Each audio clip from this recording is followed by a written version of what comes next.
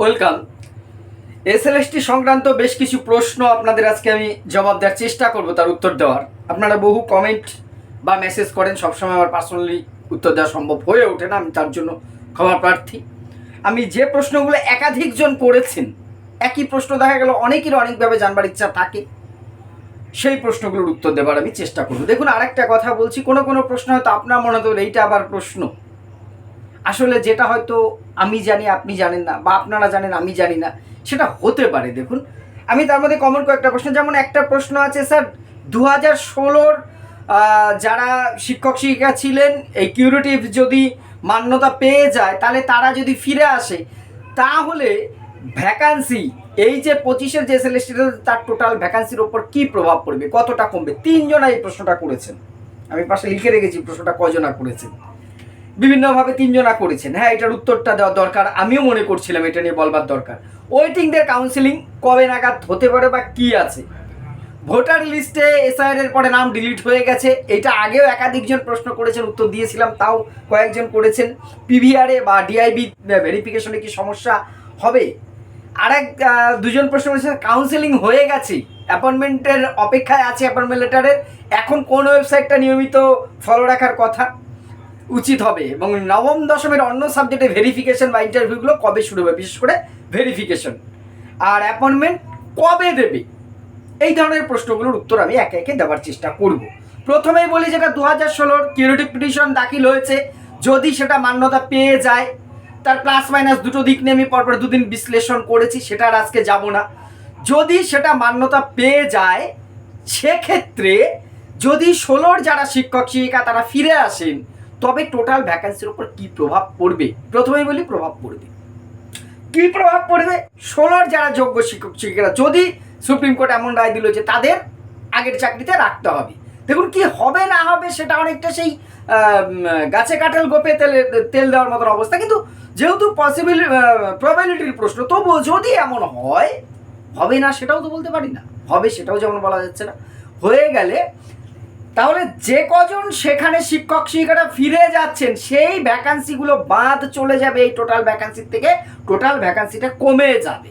কমে যাবে বলে আপনাদের এতে কিন্তু আতঙ্কিত হবার কিছু নেই, কারণ যেমন আপনার সেটা কমছে, আপনার কম্পিটিশনও তো কমে যাচ্ছে। 16-র যে শিক্ষক শিক্ষিকারা ছিলেন তারা তো আর এখানে থাকছে না, ফলে আপনাদের কিন্তু আশঙ্কিত হবার কোনো কারণ নেই।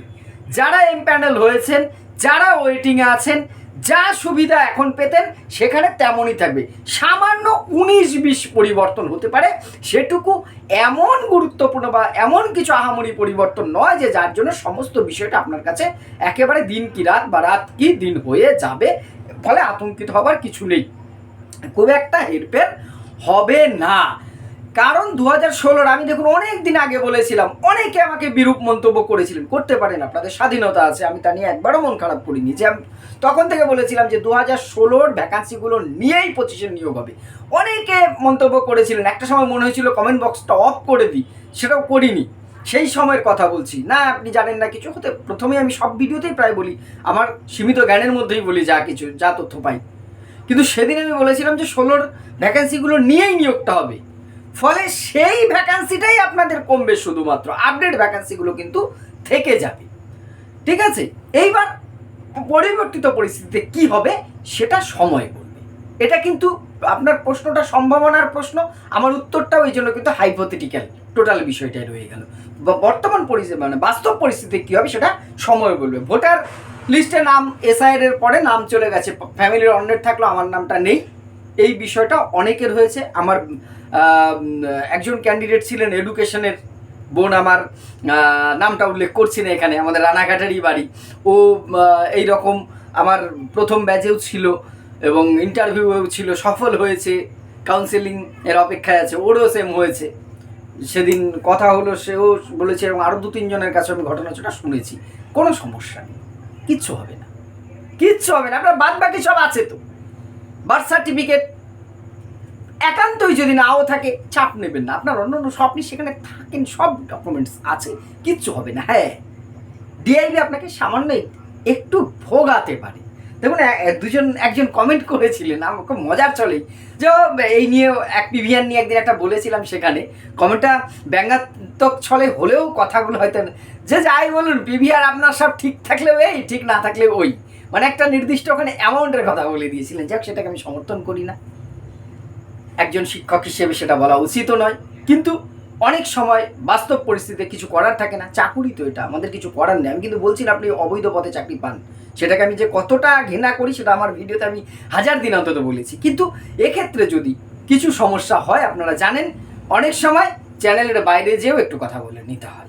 কিন্তু এটুকু আপনাকে আশ্বস্ত করতে পারি, আজ অবধি পুলিশ ভেরিফিকেশনের চাকরি হয়নি। 2016 থেকেই তো এটা শুরু হয়েছে, এমন কোনো রেকর্ড নেই। আপনার ঘাবড়ানোর কিছু নেই, হয়ে যাবে।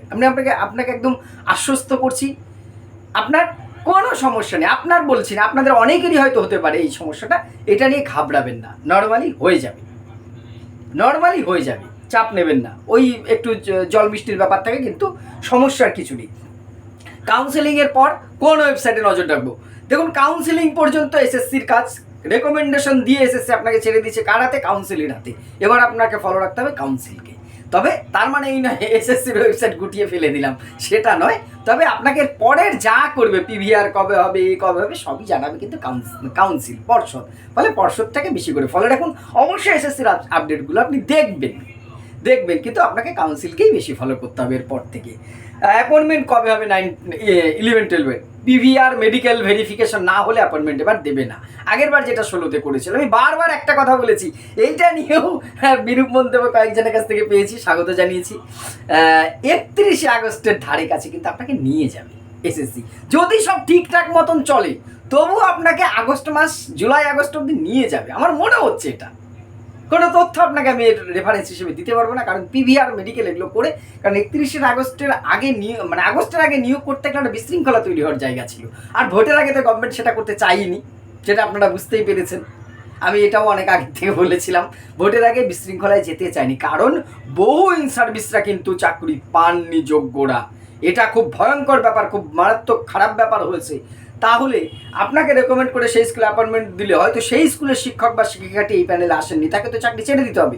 সুপ্রিম কোর্ট তাকে রক্ষা কবচ দিয়েছে 31 আগস্ট পর্যন্ত।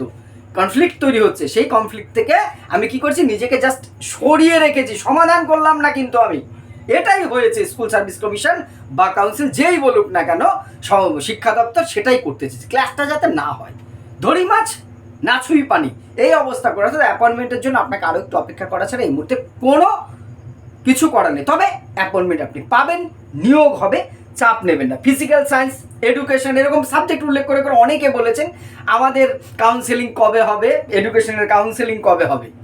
কাউন্সেলিং ভোট না মিটলে বাকিগুলোর নোটিফিকেশন আসবে, তবে খুব শিগগিরই হবে। আর ফিজিক্যাল সায়েন্স বা অন্যান্য নবম দশমের যেটা বলেছেন যে ভেরিফিকেশন, উত্তরটা সেই গড়ে পড়তে একই, এর পরের লিস্টে হয়তো আপনার সাবজেক্টটা আসবে, কিন্তু ভোটের জন্য ডিলে হবে, এটাও অনেকবার বলা হয়েছে। ভোট প্রক্রিয়া চলছে এখন, নতুন করে খুব বেশি কিছু এই কটা দিন আর আশা করা যাচ্ছে না। এরপরে নিশ্চয়ই লিস্ট আসবে, আপনার হবে। মে মাস থেকেই ফুল ফেজে আবার কিন্তু এসএসসির কাজটা দ্রুত গতিতে আবার হয়ে থাকবে। ওয়েটিং লিস্টদের কাউন্সেলিং কবে হতে পারে? ওয়েটিং লিস্টদের কাউন্সেলিং দেখুন, ফার্স্ট ফেজ যে কাউন্সেলিংটা হচ্ছে, মানে প্রত্যেক সাবজেক্টের একবার করে হয়ে যাবার পর অ্যাপয়েন্টমেন্ট দিক, তারপরে শুরু হবে। তার আগে যে কথাই বিভিন্ন জনা বলছেন, কিন্তু আগে ওই সাপোজ বাংলার হয়ে গেল 1000 পোস্ট ছিল, 900 জন এসছে কাউন্সেলিংয়ে, বাকি 100 জন আসেনি, তাহলে এই বাকি 100 জনের কাউন্সেলিং করে দিয়ে, এটা করবে না। সব সাবজেক্ট প্রথমে হয়ে যাবে। একটা উদাহরণ আমি দিয়েছিলাম, সবাইকে আগে ডাল ভাত দেওয়া হবে, তারপরে সবাই ডাল পাবে, তারপরে সবাই মাছ পাবে, তারপরে সবাই চাটনি পাবে, এইভাবে সবাইকে একটা একটা করে দেবে। একজনকে সব দিয়ে দেবে একবারে, তারপরে দ্বিতীয় জনকে শুরু করবে, তা হবে না। অর্থাৎ সব সাবজেক্টে ফার্স্ট ফেজ হবে, তারপরে সেকেন্ড ফেজ কাউন্সিলিংগুলো কিন্তু আস্তে আস্তে আস্তে শুরু হবে।